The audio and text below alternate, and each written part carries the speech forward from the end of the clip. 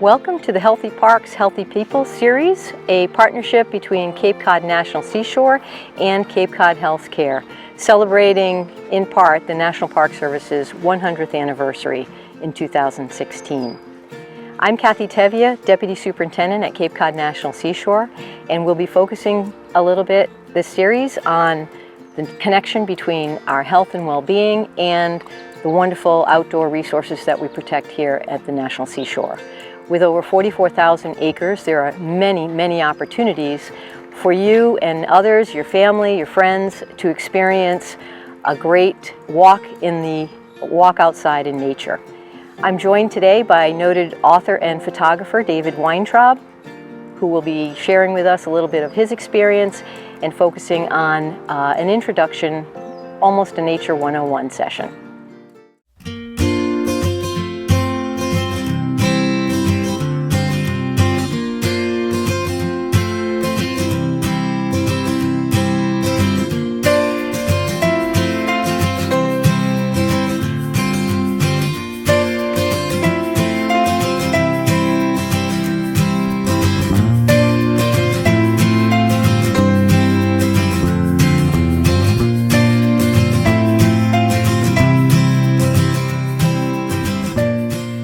I'm here with David Weintraub. David, I think a lot of our viewers are probably familiar with some of the books that you've written, especially ones that focus on the trails at Cape Cod and the islands, and also some of your photography. So thanks so much for being here with us. I think what I'd love to have you focus on first is a little bit of background on what brought you here and what inspired you to pursue all of your outdoor activities for your life. Sure. Well, first of all, happy anniversary. Thank you. It's a great time for the national parks. I just got back from Arizona and Utah and visiting national parks out there. So I'm really excited about the opportunity to speak about walking and enjoying the national park out here. So I've been coming here for a long time. My family started coming here in the 50s. We were in New York, and this was our summer vacation, and we ended up buying a place here. And I went to Audubon Camp. I was at the first mass Audubon camp in Wellfleet Bay in 1960 or 61. So just always been sort of an outdoor person. Even in New York, we had Central Park, and I spent a lot of time out there. And then gradually got into more of the rigorous activities like backpacking, mountain climbing out on the West Coast.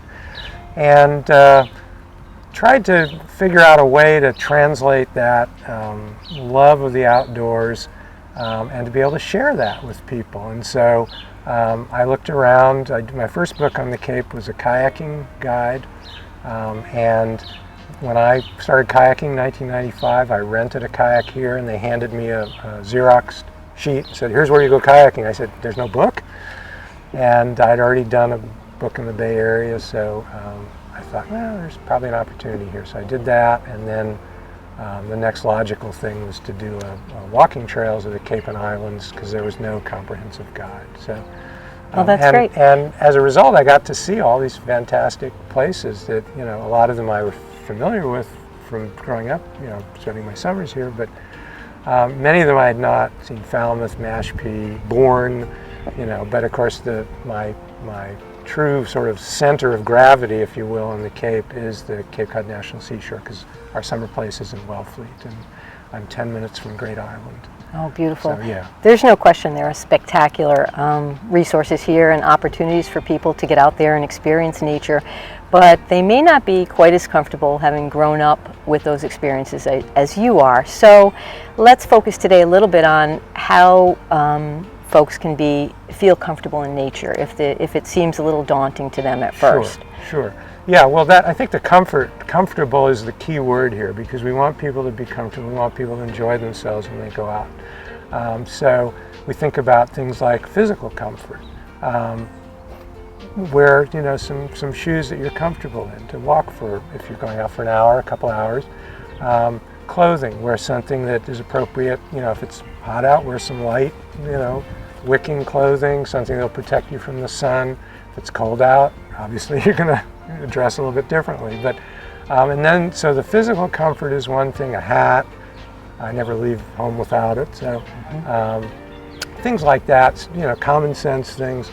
And then there's the mental, sort of the mental comfort, you know, because people may be a little leery of things they've heard about, ticks, for example, and you know, that may be something that makes them uncomfortable, thinking about, well, do I really want to go out and take a walk if I'm gonna get ticks?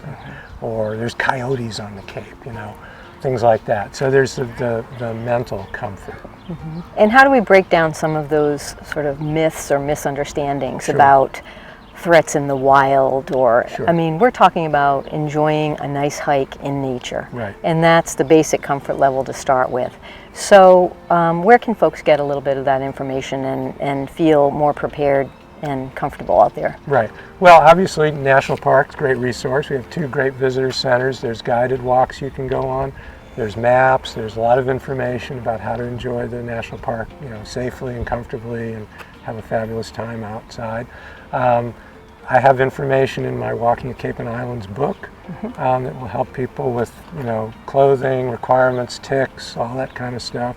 But just to keep things in perspective, you know, we need to talk about something that is a danger, something that is a risk. Danger is objective, you know, odds are this and that. Risk is how people feel about it. So the objective danger, driving on Route 6 to get to the trailhead. I mean, really, that's going to be your biggest danger.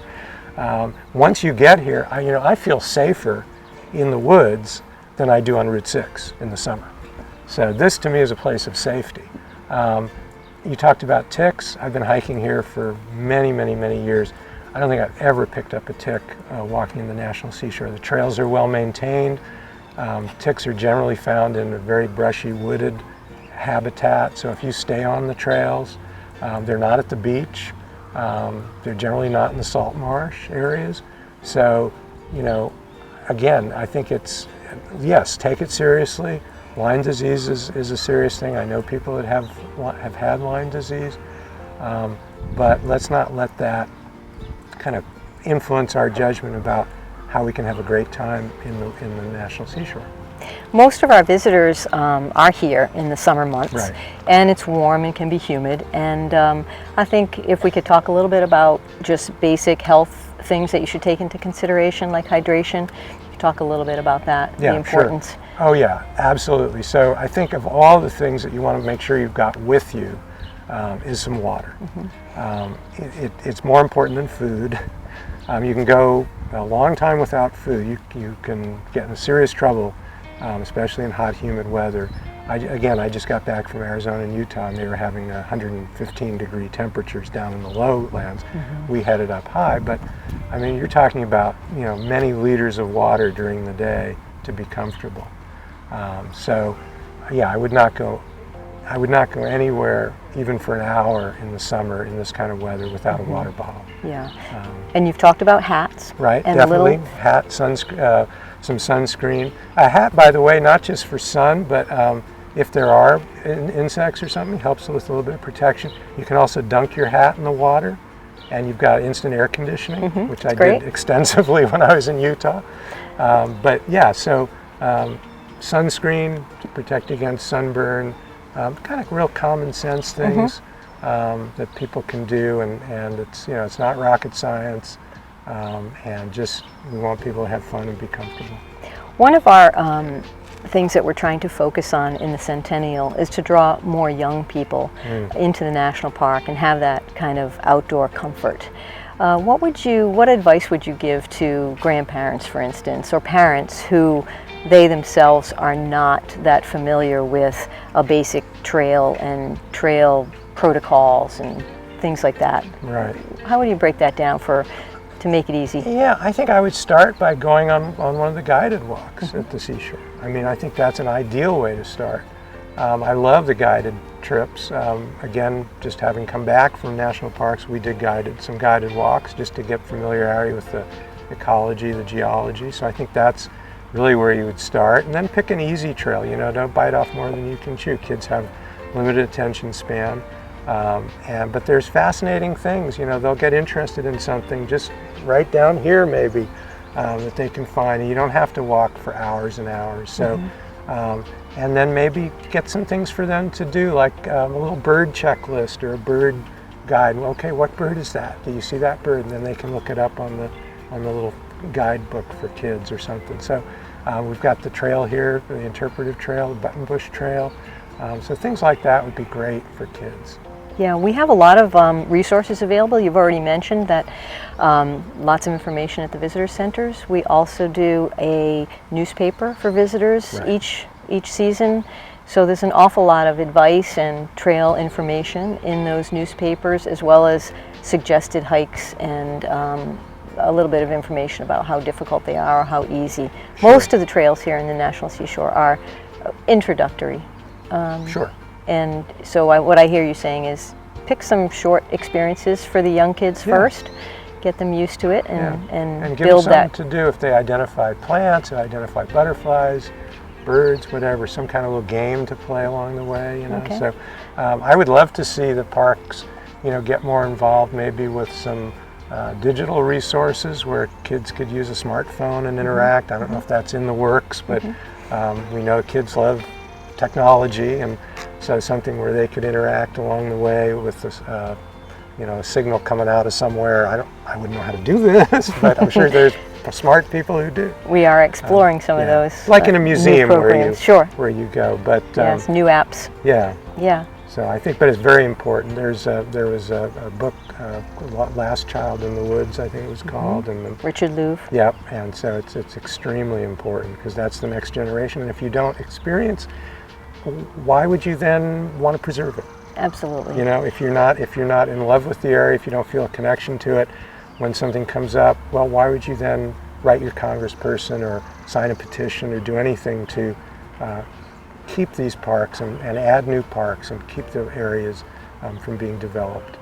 Well said.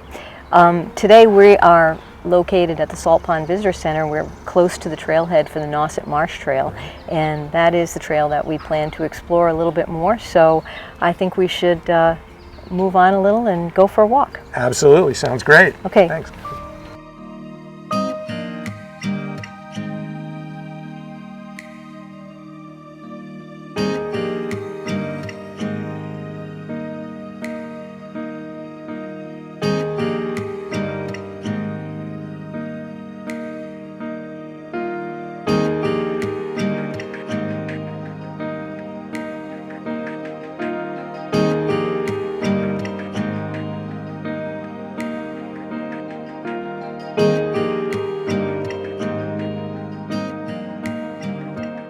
I'm seeing some poison ivy over here, Kathy.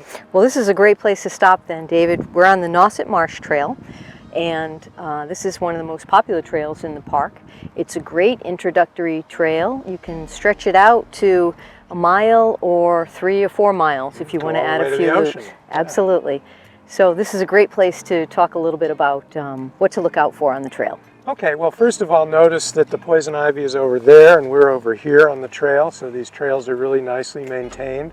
But we are looking at a plant here that is actually very beneficial to wildlife. It makes berries that birds love to eat, but it contains an oil that obviously causes a rash. And all parts of the plants at all times of the year contain this oil. I just heard a horror story about someone pulling up poison ivy by the roots, thinking that the roots didn't have poison ivy. Well, you know the story, how that ended. Leaves of 3, leave it be. Shiny plant, it'll turn beautiful color in the fall, but we want to not get too close to it and roll around in it. But it stays over there, it doesn't leap out and grab us, so we don't really have to, we recognize it, we know what it is, but we don't have to be afraid of it. That's great. What other plants out here would you say as a first a basic identification folks should be looking for? Sure. Poison ivy is probably the most important to avoid. That's the one you want to avoid, but there's some other beautiful plants. I mean, these eastern red cedars are absolutely gorgeous here. We've got oak trees. This is a black oak, but it's being decimated by the gypsy moth this year, and we hope it's not going to be a fatal attraction between the moth and the oak. But there's I'm seeing some beach plum over there, and it looks like maybe some goldenrod coming out. We have the Spartina grasses in the marsh. So a really lush, rich environment here. And we're in what's called an ecotone, which is the border between an upland forest and a salt marsh. And so a lot of things happen in this area because it's a very rich environment. So we may see animals in here, we may see animal tracks, we might see birds. So this is a great place to start a nature hike. So you want to keep your eyes open while you're walking this trail. Yep. Probably if you're quiet, you may have more opportunities to see wildlife. And I noticed you have your binoculars with you. Got the bins, always have those. Never know what I'm going to see out here, and I love birds, so and butterflies and dragonflies, so always carry those with me. And the further we get away from, you can still hear traffic noise at this point on the trail, but the further we go, you'll find that there's a lot of peacefulness on this trail. Yeah, and I kayak in Nauset Marsh all the time, and you can't hear Route 6 from there. But as soon as you turn into this area, sure, we're busy right by Route 6, but yeah, you're right, it just gets more and more beautiful, more and more peaceful as we walk on. So Great. Let's walk on. Let's go. All right.